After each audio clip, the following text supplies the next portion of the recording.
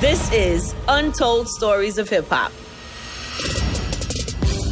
Ice-T put West Coast hip hop on the map. The original LA OG has written some of the best portraits of West Coast street life, and his long career hasn't been short of controversy. From rap star to rock star to movie star to television icon, Ice-T has held down his place in the game for nearly 40 years. I've always admired his hustle, and I've always been curious about what he's never revealed about the controversy around his notorious track, Cop Killer. The tragic, unknown story about how he got his nickname, and I'll get the horrifying details of how he and his daughter found themselves looking down the barrel of a machine gun. Ice-T, the OG, the legend. What's up, Angie? Thank you, man. Yeah, when certain people call, you come. Do you know how flattering that is? But you know what I mean.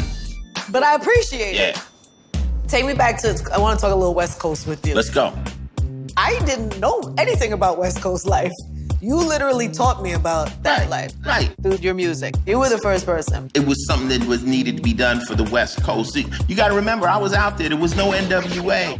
There was no MC8. There was no Pac, no Snoop. It was just Ice-T by himself. Yeah, before them, it was your music where we first heard about street life in LA in the 80s. Right. I understand LA streets probably as good as anybody. I'm a guy that was running down this road of crime, hustling, gangsterism, everybody. And I got to the end and there's a cliff. And I see everyone go. My career is me running back up this road, saying, don't go that way. What do you think it was that you were witnessing in South Central at that time that influenced your music? Well, Angie, I'll tell you this. And I think a lot of people that hear this be like, yeah, LA PD was out of pocket. I've seen it all over the place. My boys, girls got beat up by the cops. So I knew that the cops was on some old bull, you know. So when I would go on stage, I would say, the police, the crowd would go crazy. The police, the police. So it's all rebellion, right. You know. Your most famous protest song was Cop Killer with your band Body Count. What can you tell us that we don't already know about how that song even came about? Well, I was in the studio with Body Count, and I was singing Psycho Killer by Talking Heads. And my drummer said, we need a cop killer. So I started to think. I said, what if somebody lost it over police brutality, like a psycho went after them? And that's where the song came from. Cop killer! I'm a cop killer! That you can be. Cop killer! Police brutality! Cop Killer is a song that just allows people to understand the rage. It is not a call to murder police. It's just a way of saying this is how angry we are. Cop killer! But tonight we get even! I learned about free speech. You have the right to say anything, but you have to be prepared for blowback.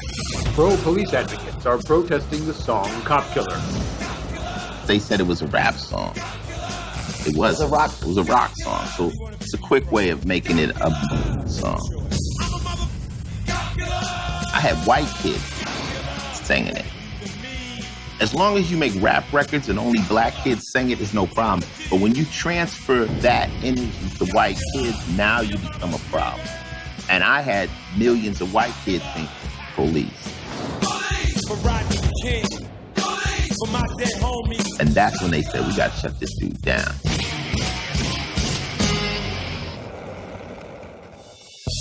Is there a story of the most unexpected reciprocal energy from that song? Or craziest story was, I was in the studio, and one of my boys just yelled, yo, the president is on TV talking about ICE.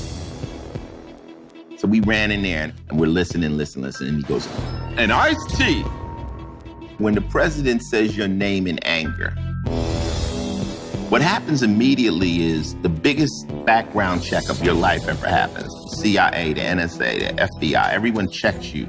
Wow. I had people come to my daughter's school, talk to her. They wanted to see if I was a terrorist. They want to check and see, do I really want to go kill cops? They have to follow this out. You got like ice cream trucks parked in front of your house in the middle of the winter. With a big antenna. That's scary. So after that, did you ever worry about that violence coming home with you? Yeah. I got a never heard before story. Please. All right, so I had a recording studio / label. It was my crew and my daughter. How old was she? 18. So there's a knock on the door. My boy Big Rich went to the door, and 3 guys said, we want to be rappers. And he let them in. One dude put a pistol to his head and said, how many people are back there? The other 2 cats came back. One had a machine gun, the other one had a pistol. Took us into the kitchen, and I thought we were going to be executed. They lined us up against the wall, and they told us to turn our backs. I didn't really want to turn my back, so I went down on one knee, looking at them. You staring him in the eye with all them guns? Well, what are you going to do? My daughter was there. I'm not going to turn my back. You know, like we used to always say, I'm not getting in the trunk, dog. I'm not getting in the trunk. So what am I going to do? I'm not going to rush them.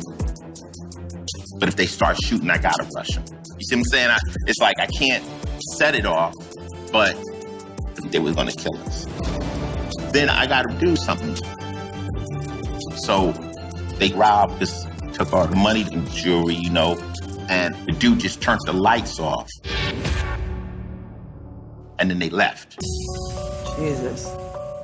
I mean, it was traumatic to be in that situation. Bet. After it happened, I made some calls. And one of my friends I called, he said, Ice, it's somebody that you fed. It's not a stranger. A stranger wouldn't put that down. It's somebody that you've actually sat at dinner with. And it was. Wow. You found out who it was? It was one of my best friends. Oh my God. Who I took care of when he was in prison. And when he came back out, he set me up. What happened to them? One of the codes of the streets that puts so many cats in prison is that any form of disrespect requires death. Yo, he dissed you. He touched your girl. You gotta kill him. You know? That's all ego and... That's the code. The code is up. So is the consequence for betrayal death? I had to get around it, but I got around it by my friends saying, look, we know this is a rat. We just outed him. We just told the world, like, yo, this dude crossed ice, which put a green light on him. And I ain't do nothing. But a year later, you know, his bull caught up with him. Is he no longer here? Nah. Wow. Yeah. Because see, what happens is when someone crosses you and you give them a pass, that inflates their behavior.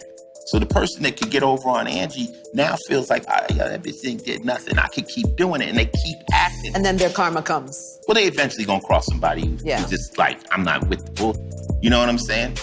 But I think the story is, it's your friends. It's not your enemies. Mm. So does that make you look at life differently? Because now you can't even trust the people you know. Well, early in my life, I dealt with my trauma. Like, my mother passed when I was in the 3rd grade.